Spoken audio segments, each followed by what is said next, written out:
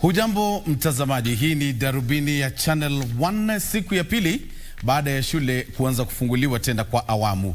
Na hivi leo kuna ripoti nzuri kuliko jana kutoka katika shule mbalimbali. Tutakuwa tunakupasha ni yapi ambayo yamejiri. Na kando na hayo, wewe mwandada ambaye uko katika umri wa uzazi, kuna ushauri maalum ambao unatolewa kwako hivi leo, hususan ikizingatiwa kwamba mwezi huu wa 10 ni mwezi wa hamasa dhidi ya saratani ya matiti. Pamoja na hayo, tutakuwa tunaangazia vile hali ya COVID-19 ilivyokuwa humu nchini, lakini ukweli ni kwamba ugonjwa huu wa corona bado ungalipo. Tunapozungumza taarifa za hivi punde ni kwamba mwanadinga mashuhuri zaidi ulimwenguni, Cristiano Ronaldo wa klabu ya Juventus na timu ya taifa ya Ureno amepatikana na virusi vya COVID-19 na amejitenga. Tazama vile watu mashuhuri wanavyopata corona. Je, mimi na wewe mahali tulipo? Ni sharti tuhakikishe kwamba tunatia bidii hata kama watu watasema kwamba ugonjwa unapungua, bado upo. Hii ni darubini ya Channel 1. Kwanza kabisa ni vionja habari.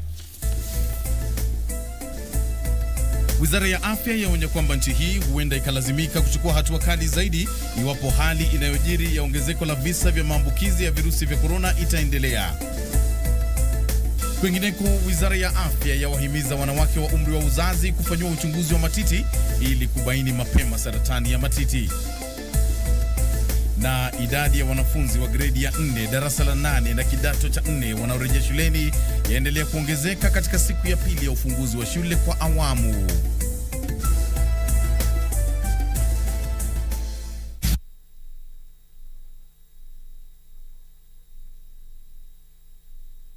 Basi karibu ni kupashe yaliyojiri siku ya leo kikamilifu. Mimi naitwa Bonny Musambi, mtangazaji wangu wa ishara anaitwa Lucy Mwaura, na unaweza kuwasiliana nami kupitia mitandao ya Twitter @KBC Channel 1 na @Bonny Musambi ili unipe maoni yako kuhusu taarifa mbalimbali ambazo nitakuletea. Taarifa ya kwanza kabisa, Wizara ya Afya imewashauri wanawake wenye umri wa uzazi kujifanyia uchunguzi wa matiti wa mara kwa mara ili kusaidia kuzuia saratani ya matiti.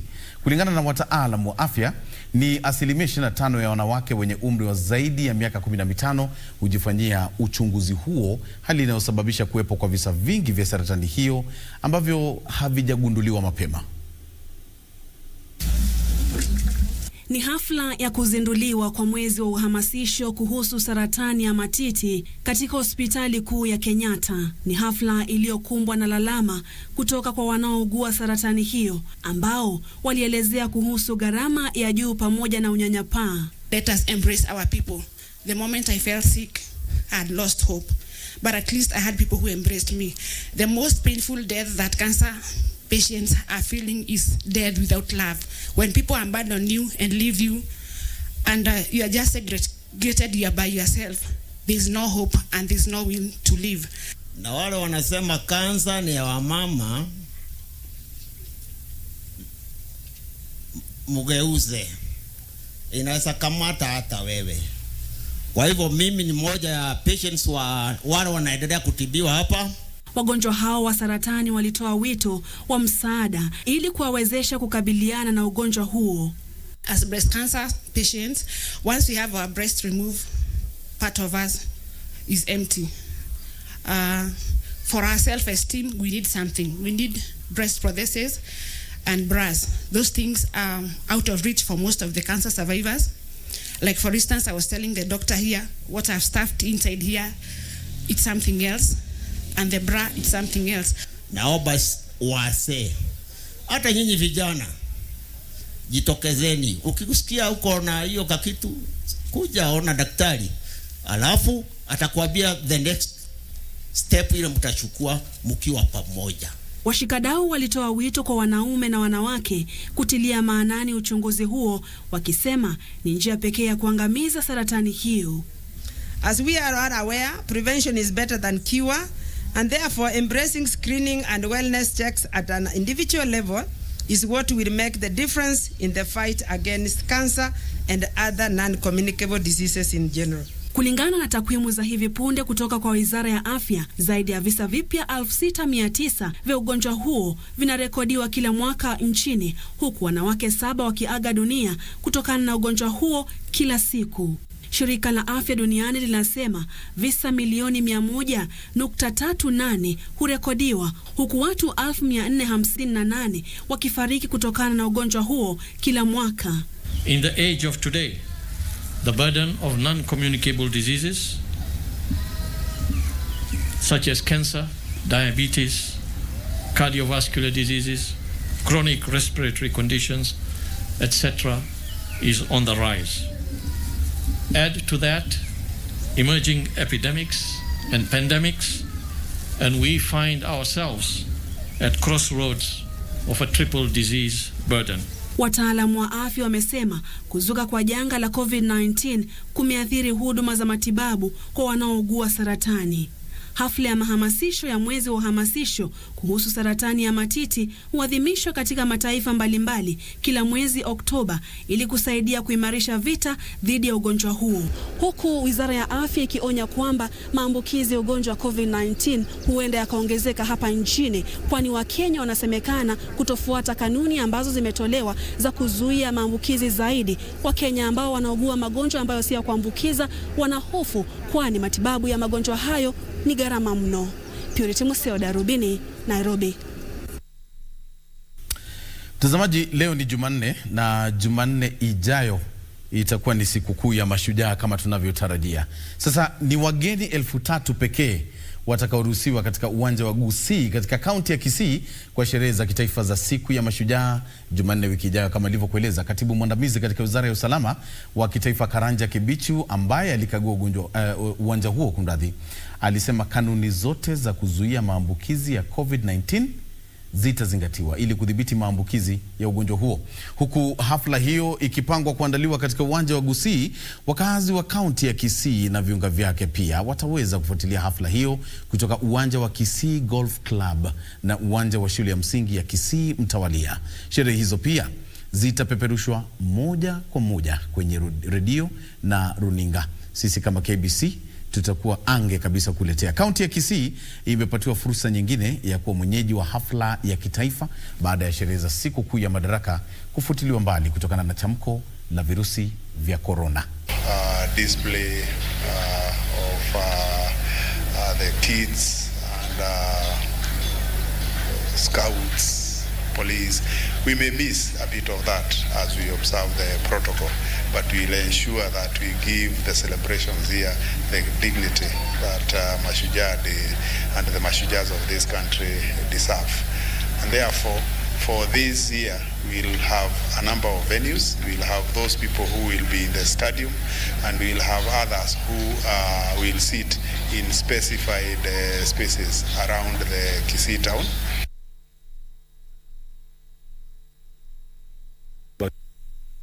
Shirika la utangazaji nchini KBC limepania kutekeleza mabadiliko makubwa kwenye jitihada zake za kuhakikisha linaendelea kushikilia nafasi ya kwanza katika utangazaji nchini.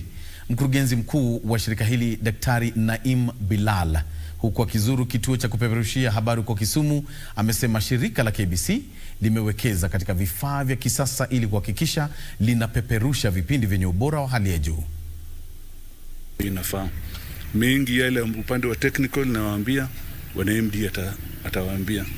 Ni hayo tu na tunawaombea. Asante. Mkurugenzi mkuu wa shirika la habari nchini KBC Dr. Naim Bilal amesema kuna mikakati za kuhakikisha shirika hili linaendelea kushikilia nafasi ya kwanza katika utangazaji kwenye kanda hili. We're in the process of acquiring a number of transmitters that we are going to be installing in various regions to enhance our radio coverage, and that goes hand in hand with a very broadened range of services in the content level, so that we are able to be a true national broadcaster, communicating government programs and projects, informing the public what is going on in government. Pia ameelezea kwamba shirika hili limeweka mpango wa kuhakikisha mali yake inalindwa dhidi ya unyakuzi wa ardhi. We are involved in a project to fence with concrete perimeter walls various parcels of land that we have. We started with Mombasa. That project is underway. We are soon coming to Kisumu. and that will be rolled out to other areas where we have assets like land. Mkurugenzi huyo mkuu alizungumza alipokutana na wafanyikazi wa shirika la KBC katika kituo cha kupeperusha habari huko Kisumu. Aliandamana na mwenyekiti wa bodi wa shirika hilo David Were, miongoni mwa wanachama wengine wa bodi hiyo. Wakati huo baraza la vyombo vya habari nchini limepanga kuanzisha mpango wa kutoa huduma katika kaunti mbalimbali kama njia moja ya kuleta huduma hizo mashinani. We're here from the Media Council of Kenya to look at and survey the space where we plan to open the regional offices for the Media Council of Kenya. The intention is to open the Kisumu regional office so that we can use it to reach out to journalists, media and the communities in this region. Huku akiandamana na mkurugenzi wa shirika la utangazaji nchini KBC, mkurugenzi mkuu wa baraza hilo David Omoyo amesema mpango huo utaanzishwa katika kaunti 5 kabla ya kuendelezwa katika maeneo mengine nchini. Achola Simon, nikiripoti darubini ya Channel 1 kutoka kaunti ya Kisumu. Na tunakuahidi kwamba tutazidi kung'aa kabisa.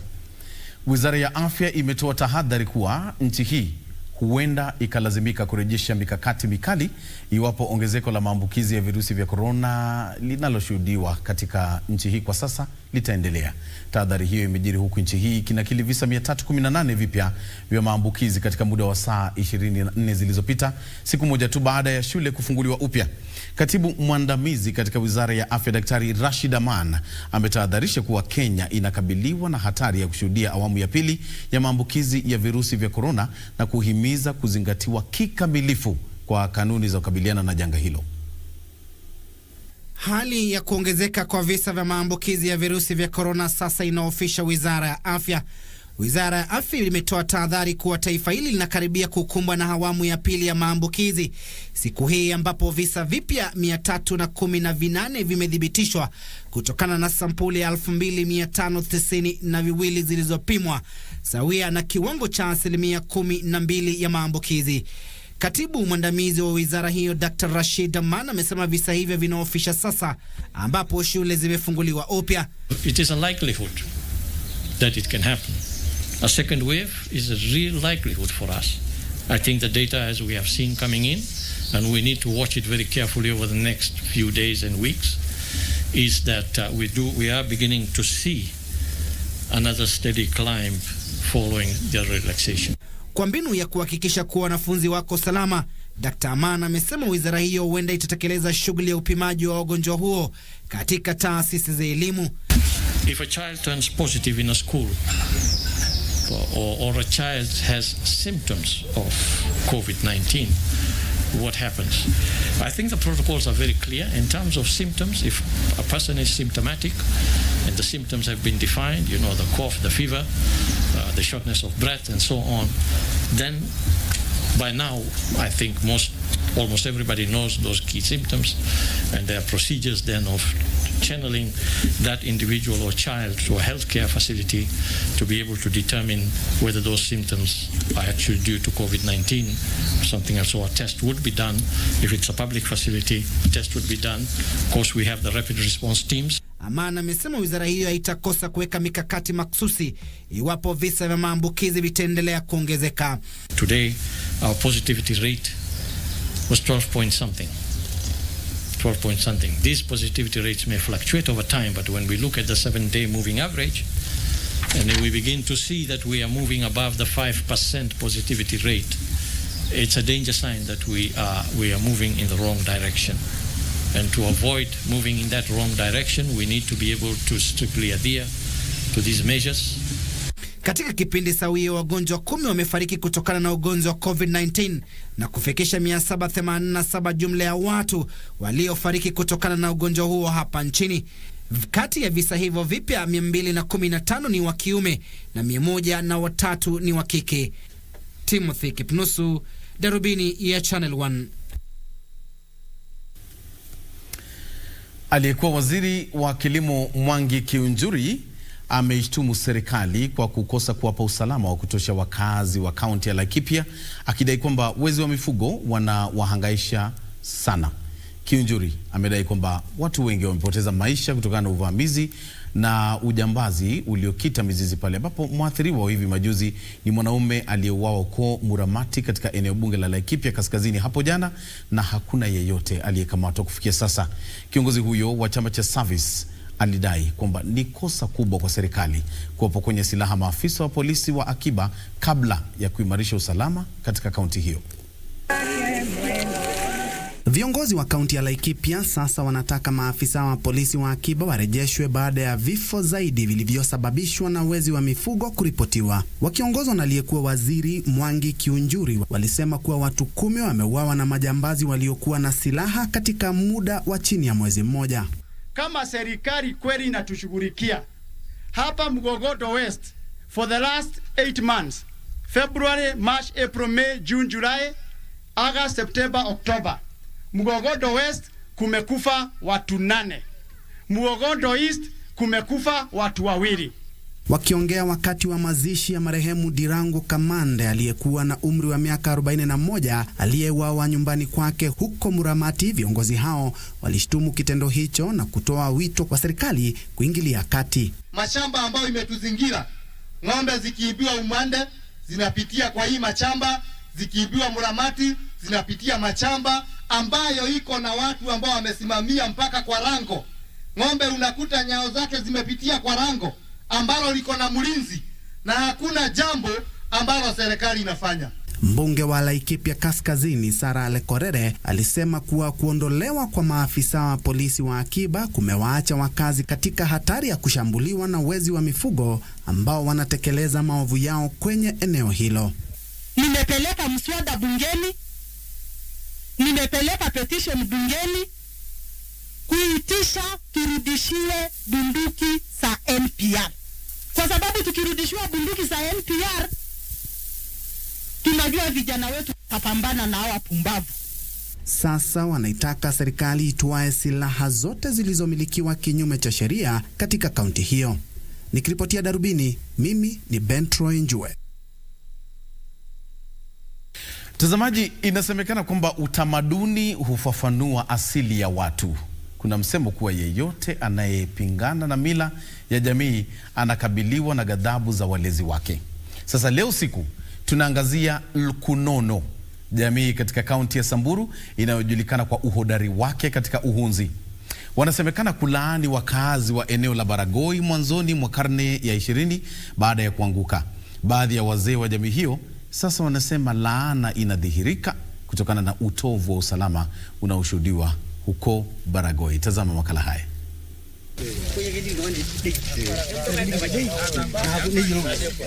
Lukonon wa Samburu ni watu wanaojulikana kwa ustadi wao katika uhunzi. Katika miaka iliyopita walitengeneza zana na silaha za kujilinda kwa jamii ya Wasamburu ambao ni wawindaji.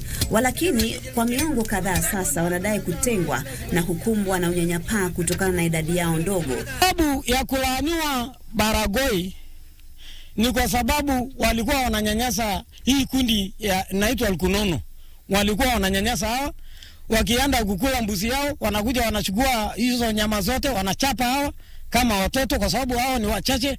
Wazee wa Lukonon ambao wameghadhabishwa na ubaguzi huo wanadai kuwa mababu zao walilaani sehemu ya Baragoi mwaka 1917, jambo ambalo limesababisha utovu wa usalama katika eneo hilo. Baragoi na amani bila Wakunono kupelekwa huko, hana toa haki yao huko, ndio dunia hiyo itarudi. Kulingana na wazee hawa, mababu wao walilaani eneo la Kaulo Ukoko, Msamburu na mpaka wa Isiolo, kisha wakafukia silaha kama vile mikuki, panga, mishale na shoka kabla kutoroka eneo hilo na kuelekea Laisamis, kaunti ya Marsabit. Gabanya nini? Nataka kubarikiwa hapo na kuomba sasa serikali sasa wao watu wetu iende huko. Licha ya juhudi zinazoendelea kufanywa na serikali za kurejesha usalama katika eneo la Baragoi, wazee wa Lukonono wanasema eneo hilo linahitaji kufanyiwa tambiko ili kuvunja laana hiyo iliyodumu kwa karne moja. Bariki, tufanyie tambiko kama kawaida vile inapopaswa, alafu sasa amani, kila mtu anayetafuta amani apate jukuu ya kukuja kutusaidia na sisi Twende tubariki hiyo mchanga, na hiyo mchanga itakuwa na baraka.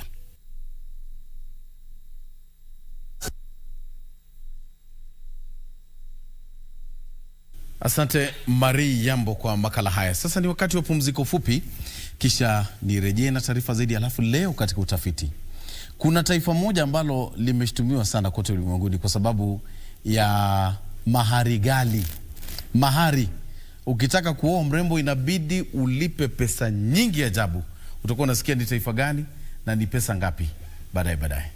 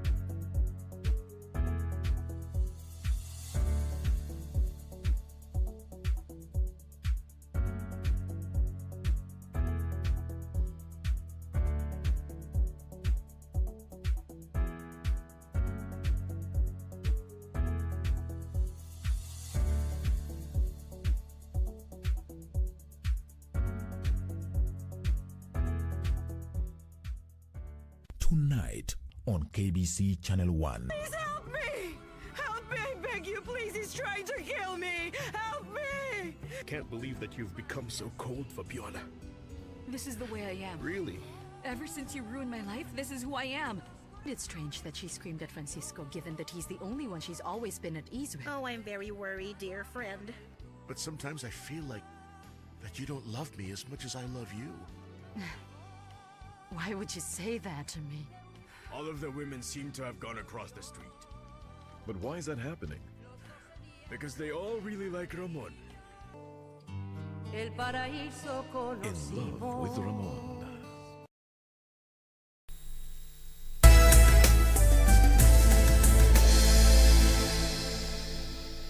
Basi karibu tena kwenye darubini ya Channel 1. Kundi moja la wasomi kutoka kaunti ya Murang'a linadai kwamba ghasia ambazo zilishuhudiwa katika kaunti hiyo hivi majuzi huenda zikatatiza uwekezaji.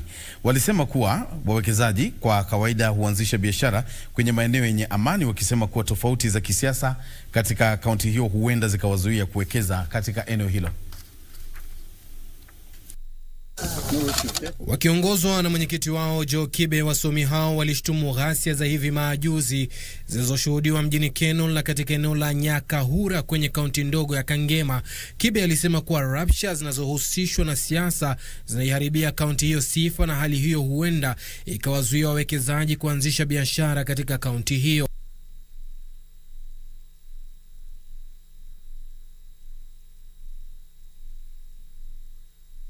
And in the state that we are being depicted, we're being shown as a county hostile to itself, we will also be perceived as being hostile to investors. Because it is not necessary. In democracy, there will always be differences of opinion, but that does not invite people to fight. Waliwaomba maafisa wa polisi kuwakamata mara moja viongozi wanaochochea rabsha na ghasia bila hofu wala upendeleo. We beseech everybody who is in a position to do something about it to make sure that there can be differences but not war. Askofu mstaafu wa kanisa la Kianglikana Gideon Githiga aliwahimiza viongozi wa kisiasa wanaojihusisha katika kampeni za uchaguzi mkuu mwaka 2022 watumie sehemu nyingine kutekeleza shughuli zao za kisiasa wala sio makanisani. We as church leaders, we should try our best not to make our congregations or our churches our political arena. Wakati huo kiongozi wa chama cha maendeleo Chapchap Daktari Alfred Mutua amehimiza serikali itekeleze hatua za kukomesha hali ya maeneo mengi nchini kusalia nyuma kimaendeleo. Kwamba mimi napigania sana haswa soko la kahawa la ulimwengu na kuna soko la majani ndio wananchi wajue ya kwamba ukifanya kazi pesa zako zitakuja kwa mfuko, utasomesha mtoto, utajenga nyumba, utafanya mambo yako kulingana na mambo mazuri sana. Akiongea mjini Embu, Mutua alisema kuwa licha maeneo ya mashariki na kaskazini mashariki kuwa na ardhi yenye rutuba inayofaa kwa uzalishaji kahawa na majani chai, eneo hilo limesalia nyuma kimaendeleo na linahitaji mwingilio maalum wa serikali ya kitaifa ili kuleta maendeleo. Kahawa ya Embu, kuona ya kwamba chai ya Embu haileti pesa kwa mwananchi ambaye anashughulika kila wakati kulima. Na hii ni kwa sababu ya watu ambao kazi yao ni kutafuta pesa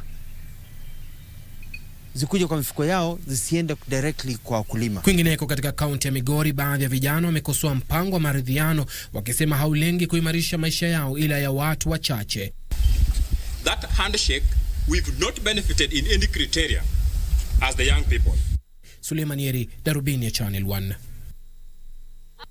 Walimu kadhaa ambao hawajaajiriwa wamedai kwamba kuna ukabila na mapendeleo katika shughuli inayoendelea ya kuajiri walimu. Wakufunzi hao wanadai kwamba walitendewa maovu na kuzuiwa kushiriki mahojianoni walipofika kwa zoezi hilo huko Kuria, kaunti ya Migori. Maelezo zaidi ni katika mseto wetu wa kaunti. Walimu hao waliwashtumu viongozi wa eneo hilo na baadhi ya wakazi, huku wakitoa wito wa kurejelewa kwa shughuli inayoendelea ya kuwasajili walimu, wakisema haiwekwi misingi katika ujuzi. Wengine walidai kuwa walifurushwa na wenyeji wakati wa mahojiano. We have been treated very badly. Others wengine walilala hapa jana. Wengine waliamkia, travel overnight kuja. Sasa kufika hapa, MCA and this director wa education na wa hapa wote wakongana wakasema kwamba Wakuria wao ndio kwanza wanapewa first chance. Kwingineko, vijana kadhaa katika kaunti ya Isiolo na viunga vyake wamejitenga na kituo kipya cha ubunifu wa vijana cha Isiolo.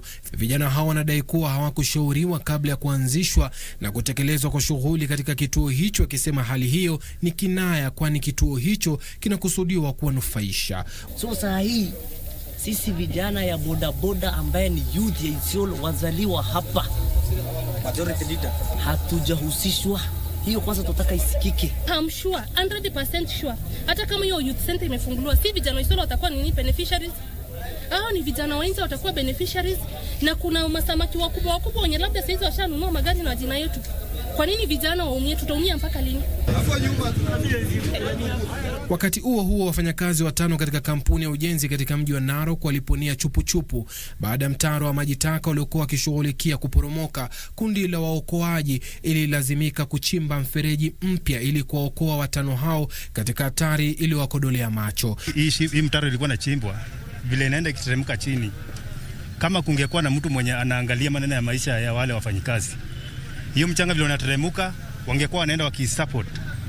So tunataka kuwasi mnakuwa waangalifu na mnakaa mbali kiasi na eneo hili la mjengo. Tunataka kuachia kampuni iweze kushughulika na ile sehemu inabaki. Katika kaunti ya Makueni, polisi wanawinda washukiwa zaidi wanaosemekana kusababisha uharibifu wa miradi iliyokwama katika viunga vya mji wa Wote. Washukiwa 2 tayari wamekamatwa. And we expect the DCI, once investigation is completed, he is taken to court. Hatimaye, mamlaka ya kitaifa ya usimamizi wa mazingira imeondoa marufuku dhidi ya shughuli za kilabu maarufu cha usiku katika eneo la Kilimani, Nairobi. Klabu hicho kilikuwa kimefungwa kwa muda usiojulikana kufuatia malalamiko ya kuwa na kelele nyingi.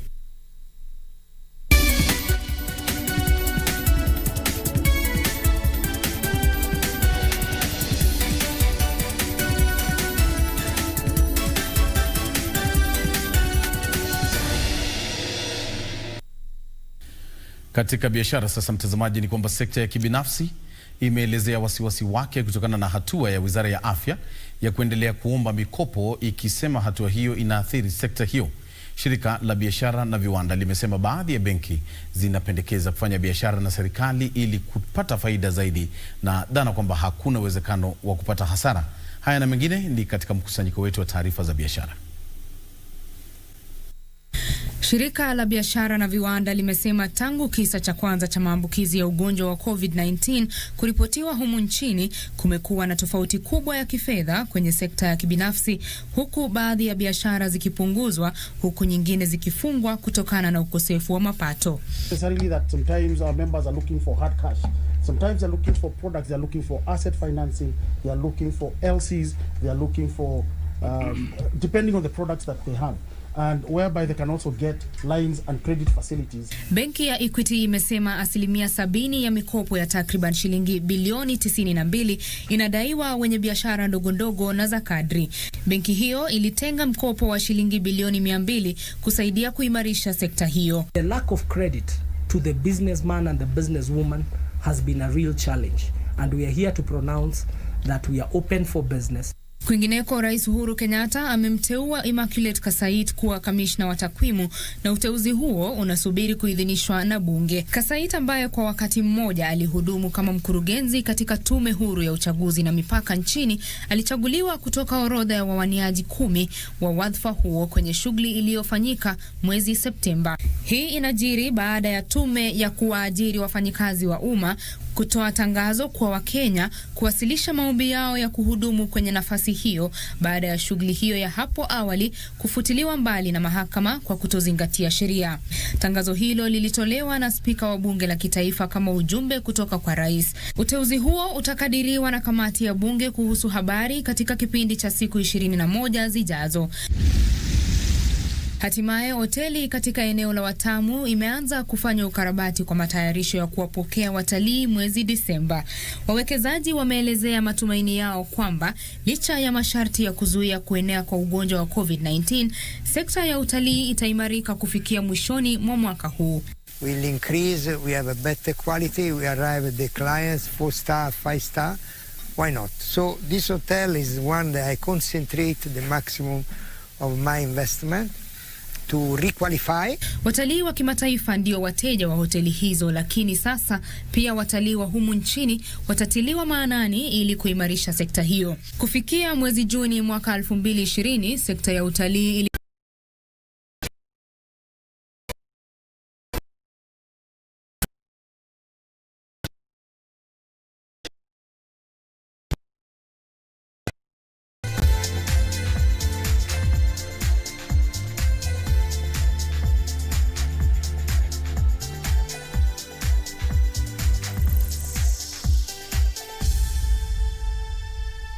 Katika biashara sasa, mtazamaji, gavana wa kaunti ya Nairobi Mike Sonko amesema kuwa ataendelea kufanya juhudi za kuboresha ukarabati wa viwanja vya michezo vilivyopo katika jiji la Nairobi. Sonko, ambaye alijishughulisha na mpango wa pamoja wa mazoezi ya mwili na wachezaji wa zamani wa timu ya taifa ya mpira wa kikapu Upper Hill, alisema hata baki nyuma katika kuunda mazingira mazuri jijini ili kukuza michezo. Ni mechi ya 3 ndani ya uwanja wa City Stadium. Katika juhudi zinazolenga kukuza talanta, gavana wa Nairobi Mike Sonko amesema kuwa atafanya kazi pamoja na serikali ya kitaifa katika kuhakikisha viwanja vyote vya michezo ndani ya Nairobi vinaboreshwa kufikia viwango vinavyohitajika. Mwezi uliopita alifanya mkutano wa mashauriano na wizara ya maafisa wa michezo wakiongozwa na katibu mkuu Joe Okudo na bodi ya michezo ya kaunti ya jiji la Nairobi, ambapo walijadili kuhusu ukuzaji wa michezo jijini Nairobi na uboreshaji wa vifaa vya michezo, haswa uwanja wa kihistoria wa jiji. Mapema mnamo mwaka 2016, uwanja huo ulikuwa umefungwa na kamati ya usalama wa viwanja kwa kutokidhi viwango vinavyohitajika. Uwanja huo ulikuwa umechakaa kwa sababu ya utunzaji duni.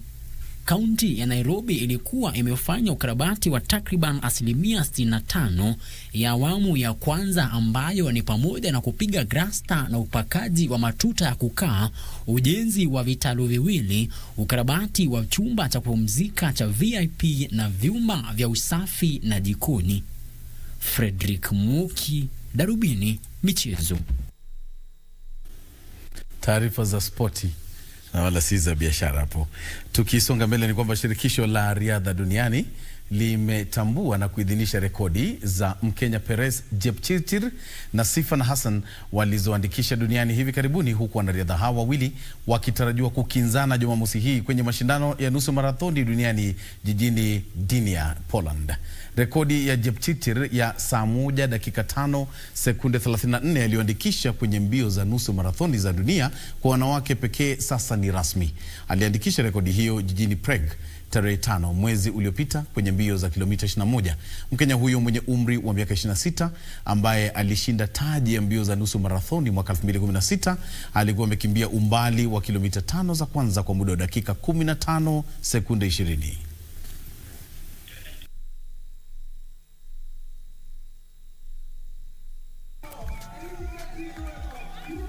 Won't break the 65-30, but breaks it.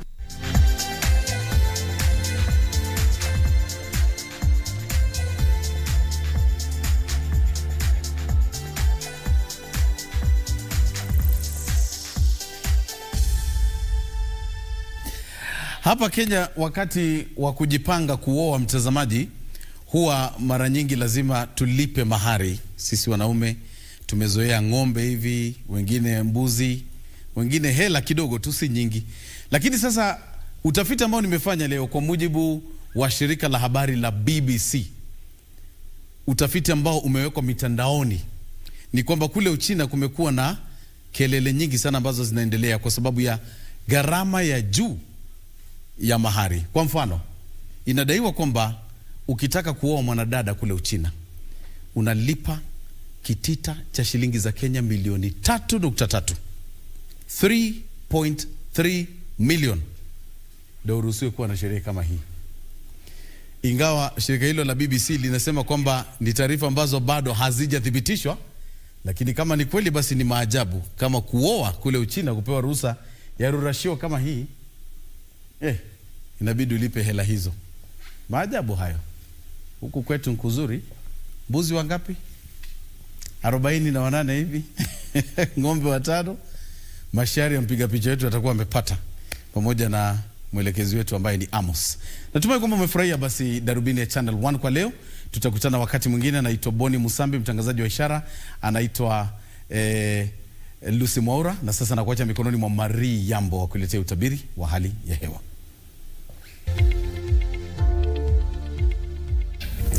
Bila shaka ni wasawa utabiri wa hali ya hewa popote ulipo, na tumai umeshinda vyema. Naitwa Marie Yambo. Itakuwa ni siku yenye mvua ya kadri hapo kesho katika baadhi ya maeneo ya Mombasa, sehemu za Moyale na vile katika maeneo ya Lodwar na viungani mwake. Lakini kwanza kabisa tuangazie usiku wa leo, ambapo baadhi ya maeneo ya hapa Nairobi, sehemu za kati, vile katika maeneo kanda ya pwani tarajia kuwepo kwa mvua ya kadri. Ni hali sawia itakayoshuhudiwa katika sehemu za magharibi mwa nchi, hususan sehemu za Kakamega na Kitale, na vile katika maeneo ya Lodwar, Samburu na viungani mwake, mvua yenyewe ikiweza kuandamana na ngurumo za radi. Tuangazie hali itakavyokuwa hapo kesho, ambapo hapa Nairobi tutaanza siku kwa hali ya mawingu itakayopisha vipindi vya jua, ilhali katika sehemu za Machakos, Voi na vile katika maeneo kanda ya pwani tutarajia vipindi vya jua kushamiri, lakini pia kuna uwezekano wa manyunyu ya mvua hususan katika sehemu za kusini mwa Mombasa. Katika sehemu za kaskazini mashariki mwa nchi tutarajia kuwepo kwa vipindi vya jua, japo maeneo ya Moyale kuna uwezekano pia wa manyunyu ya mvua. Lodwar, Samburu na viungani mwake tutaanza siku kwa vipindi vya jua itakayopisha pia mvua katika maeneo machache. Sehemu za Ziwa Victoria hali itakuwa ni ya mawingu itakayopisha vipindi vya jua. Nyakati za mchana kutakuwa na hali ya mvua katika maeneo kadhaa, zikiwemo sehemu za magharibi mwa nchi, maeneo ya Kitale na Kakamega. Hali sawa pia inatarajiwa katika maeneo ya Lodwar, Samburu na viungani mwake. Kaskazini mashariki mwa nchi, hususan sehemu za Marsabit, tunatarajia kuwepo kwa mvua katika maeneo machache, hususan maeneo yanayopakana na Kenya na Ethiopia, na vile katika maeneo yanayopakana na Marsabit na Ziwa Turkana. Ukanda hapa tutaendelea na vipindi vya jua hapa Nairobi. Hali ya mawingu itakuwepo, lakini pia kuna uwezekano wa manyunyu ya mvua katika maeneo machache sawia na sehemu za Nyeri na Meru. Viwango vya joto hapa Nairobi vitafikia nyuzi 26-37 katika maeneo ya Garissa, 36 katika maeneo ya Madina. Basi kwa hayo machache sinabudi kutamatisha utabiri wa hali ya hewa jioni leo. Tupate sasa hali itakavyokuwa katika maeneo